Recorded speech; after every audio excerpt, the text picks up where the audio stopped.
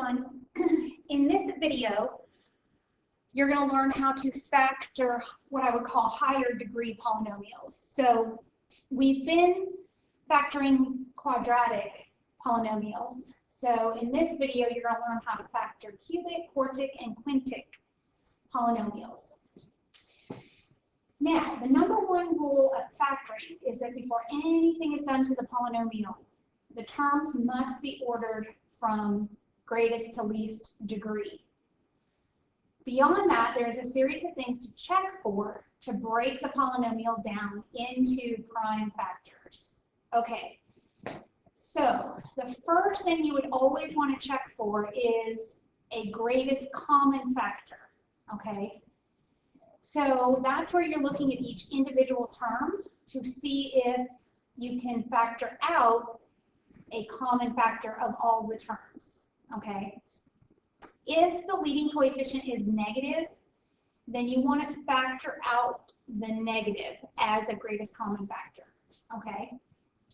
All right, after you factor out the greatest common factor, the next thing I would check for would be the number of terms.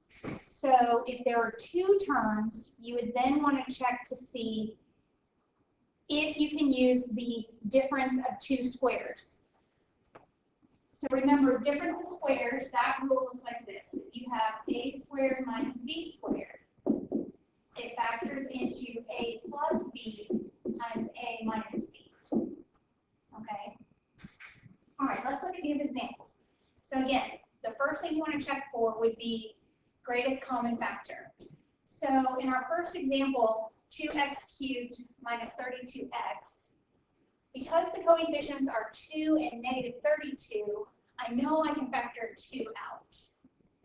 And then when I look at my variables, I have an x cubed and an x. So I know I can factor out an x to the first power. Okay, now to figure out what's left, remember, it would be like dividing each term by the 2x.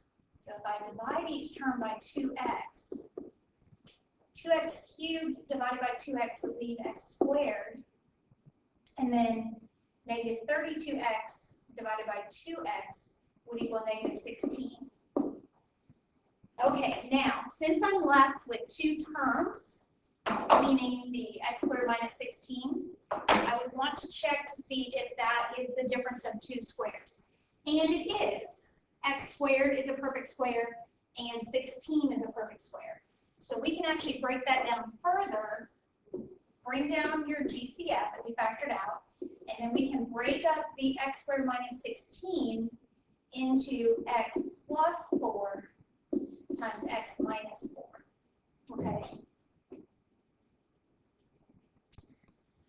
All right, let's look at the next example. We have 12x minus 3x cubed.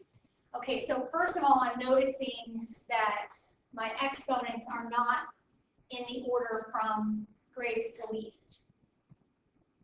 So first, I'm going to just rewrite this as negative 3x cubed plus 12x. All right, then I'm going to check for a GCF. Well, I have negative 3 and 12. So a common factor of 3 and 12 would be 3. But because it's now leading off with a negative, we want to actually factor out the negative as well. So we're going to factor out a negative 3. Okay, then if I look at the variables, I have x cubed and x. So I know I can factor out an x. Okay, so what would that leave me with? Well, negative 3x cubed divided by negative 3x would leave x squared. Okay, now, because I'm factoring out a negative, or think of you're dividing the 12x by negative 3x, that's going to flip my sign, because a positive divided by a negative is a negative, and then 12 divided by 3 is 4. Of course, x over x is 1. So we're just left with x squared minus 4. All right, then we want to check to see if the binomial is difference of squares. And it is, because 4 is a perfect square. So we can break up the x squared minus 4 into x plus 2 times x minus 2. And then we're done. This is as far as we can break up our factors. Okay, these would be considered the prime factors of the polynomial because we can't break it down anymore. Okay, next example. We have 2x to the fourth minus 32. So our exponents are already in order from greatest to least. So the next thing I would check for is a GCF. We've got 2 and 32. So I know I can factor 2 because both numbers are divisible by 2. But notice that, you know, this term has an x to the fourth, but this term doesn't even have an x. So I cannot factor out an x. I can only factor out a 2. All right, if I divide each term by 2, that'll leave me with x to the fourth minus 16.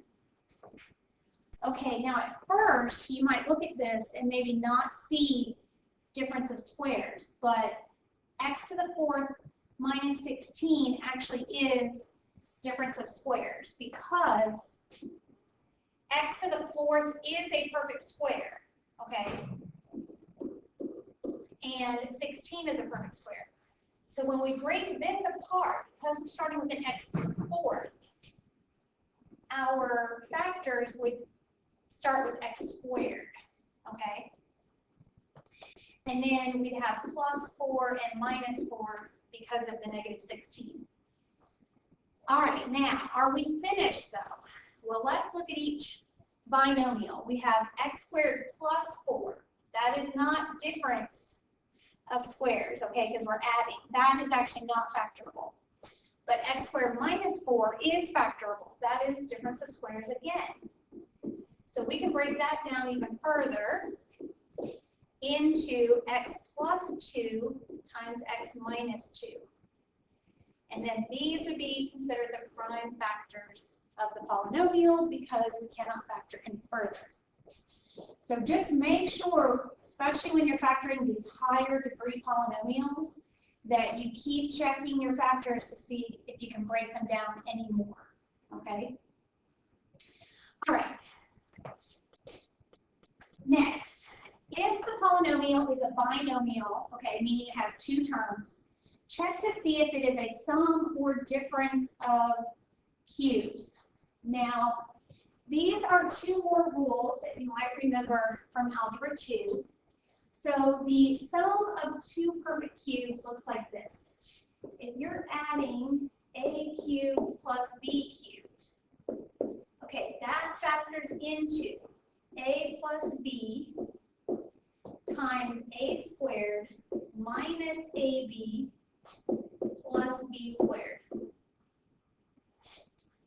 All right, and then the difference of 2 perfect cubes would be a cubed minus b cubed, and that breaks up into a minus b times a squared plus ab plus b squared.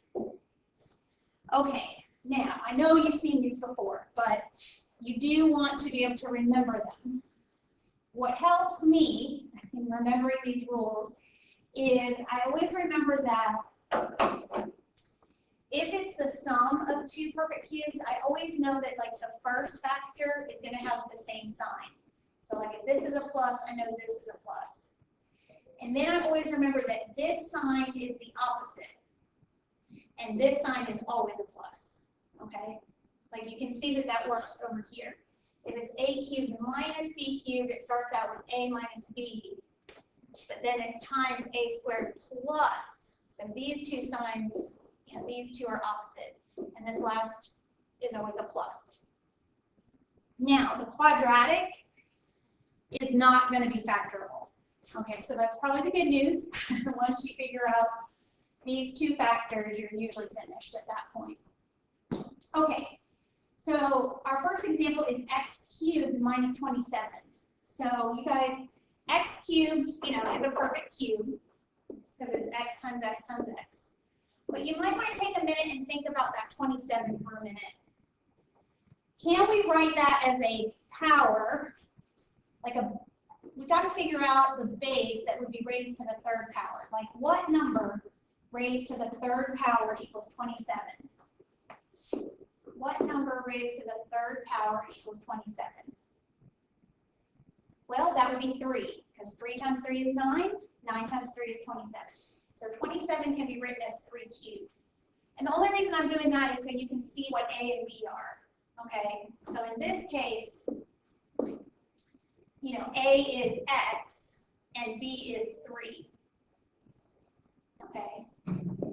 All right, so this is going to break apart into A plus B, or excuse me, A minus B, because we're using this rule. So it'll be X minus 3, okay, times X squared plus 3 times X, which is 3X, plus B squared, so 3 squared is 9. Okay, I hope you're seeing it. It might be easier if you think of your A is X and your B is 3, so then you can just plug right into the rule. Okay, and again, the good news is X squared plus 3X plus 9 is not factorable, so we're done.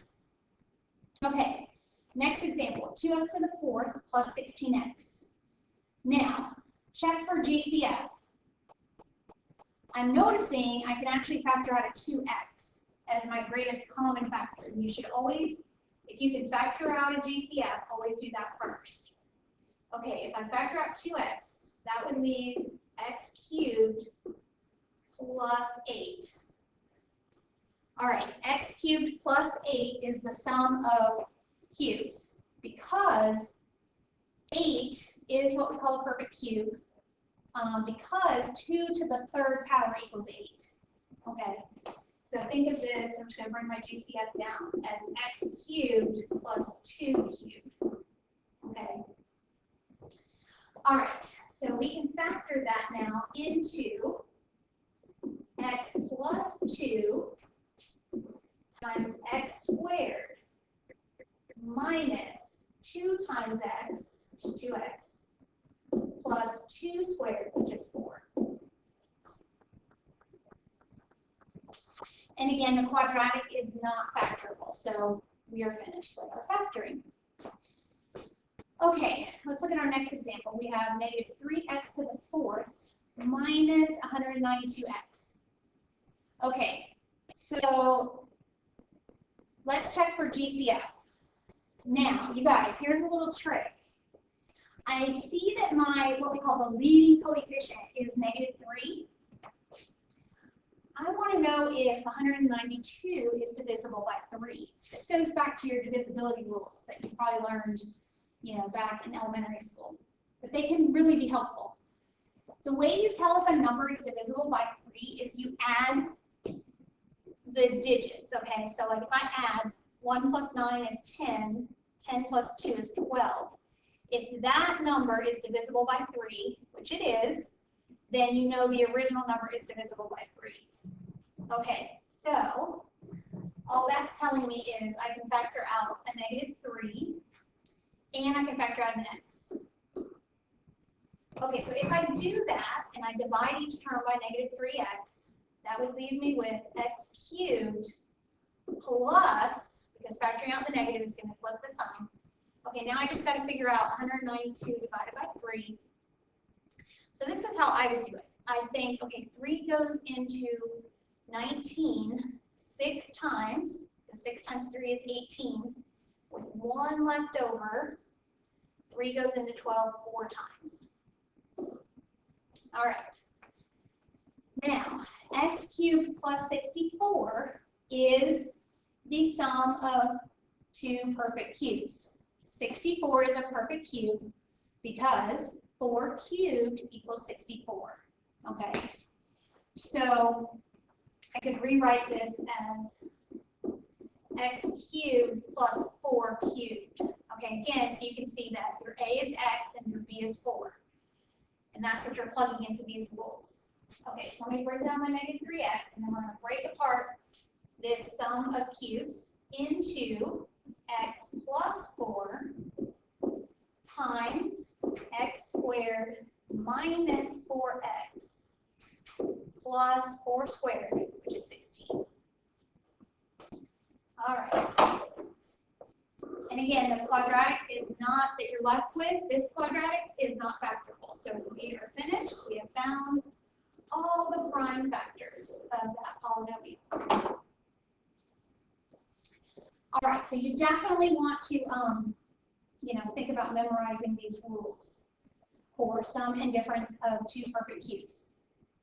Okay, but let's say that, and notice on all these examples so far, that the polynomial has been a binomial. So for all of these, we've only dealt with two terms.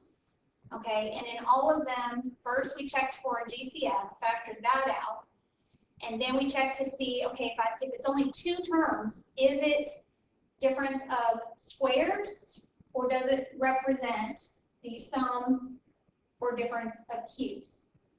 Well, let's say that the polynomial has three terms, okay, instead of two. So if the polynomial is a trinomial, you want to check to see if it will factor as two different binomials. Okay.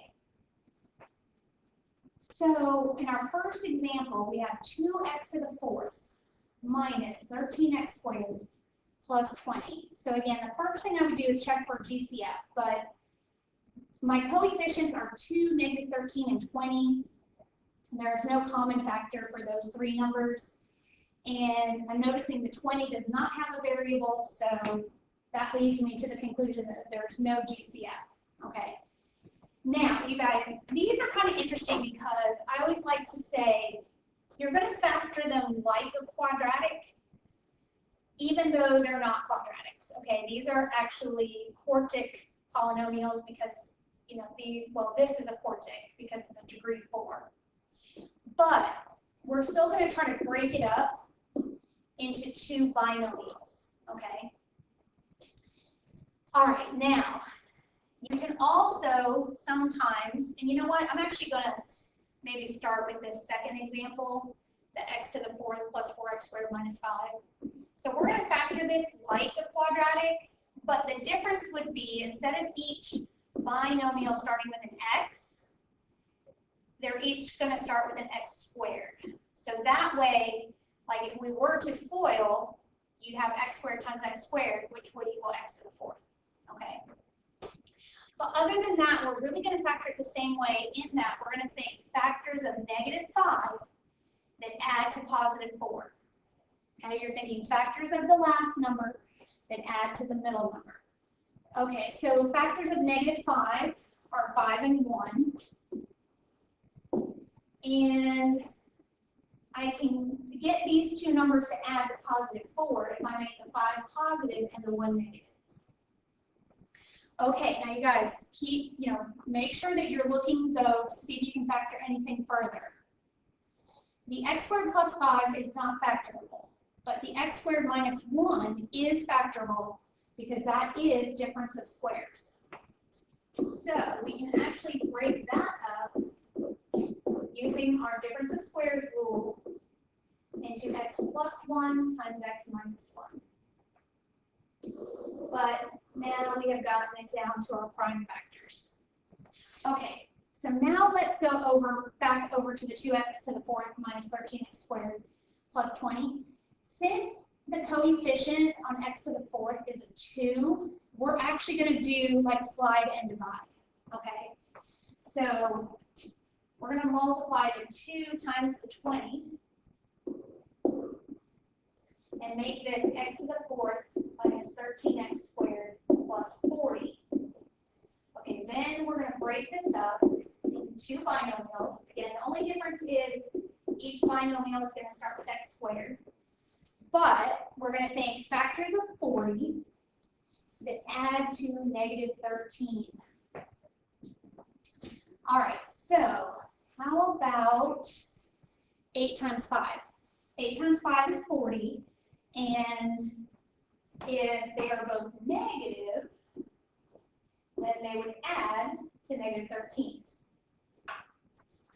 Okay, now, x squared, notice that 8 and 5 are not perfect squares, so those actually are not factorable any further, and we would be done with that. Okay, let's look at the third example. We have 2x to the fifth minus 10x cubed plus 8x. All right, so I'm first of all, noticing there is a GCF because our coefficients are 2, -10, and 8, and those are all divisible by 2. Okay, so we know we can factor out a 2. And then if I'm looking at my variables, x to the 5th, x cubed, x, I know I can factor out an x. Okay, so what would be left? Well, 2x to the 5th divided by 2x would leave x to the 4th. -10x cubed divided by 2x would leave -5x squared. And then 8x divided by 2x would leave +4. Okay, so x to the 4th minus 5x squared plus 4.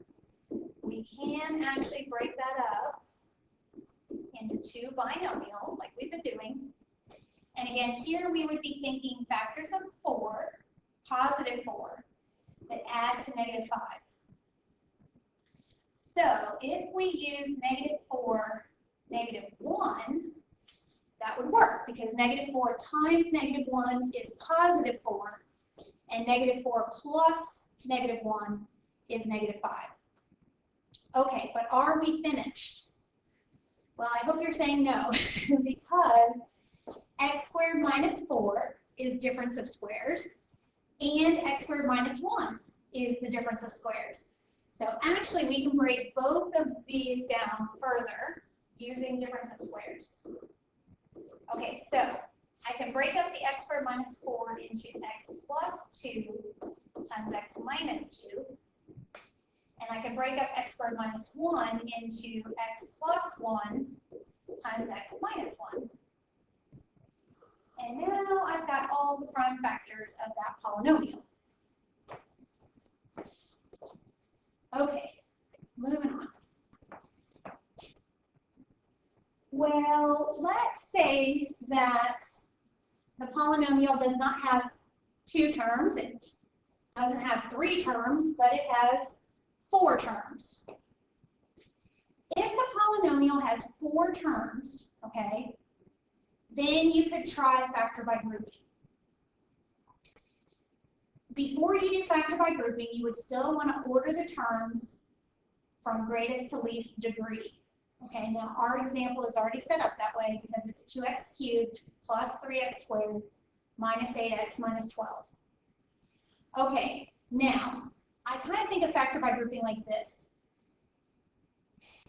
Again, you should always check for greatest common factor first, but there is no GCF that we can factor out all 4 terms. Okay, so then the idea would be, well, what if we just group the terms? Like we'll group the first 2, group the second 2. And then you want to factor out the greatest common factor out of each grouping.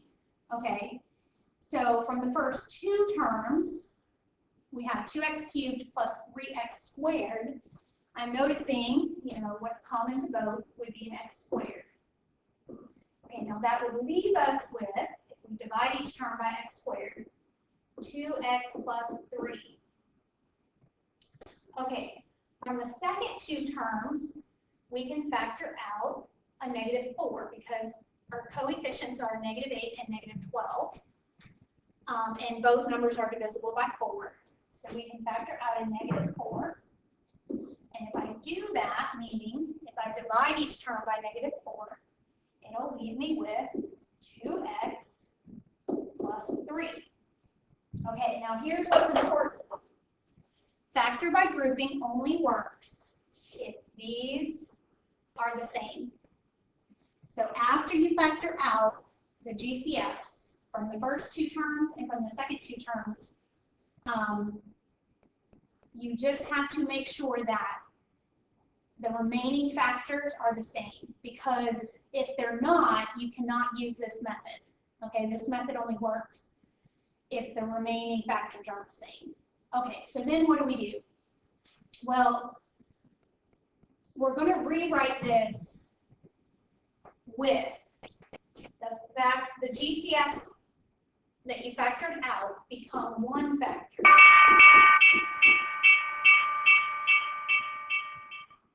And the factor that remains that was the same becomes the other factor. Okay? Now, let me just explain why that makes sense. Think of it like this.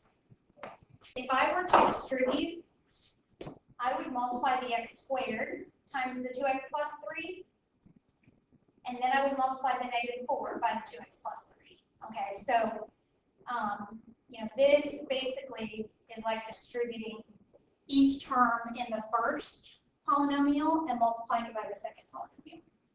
But anyway, you end up with two factors, okay? One factor comes from the GCFs that you factored out, and the other factor would be what remained from the two groups, okay?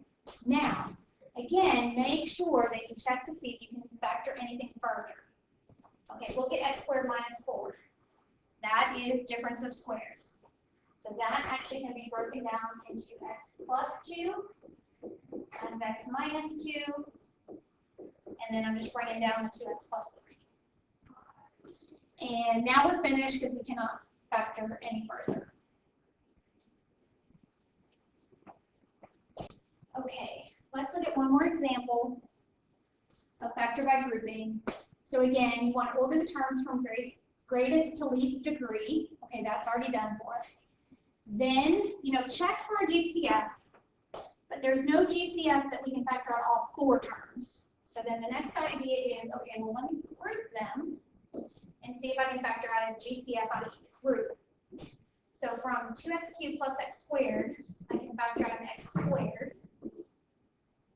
If I divide each term by x squared, that leaves 2x plus 1.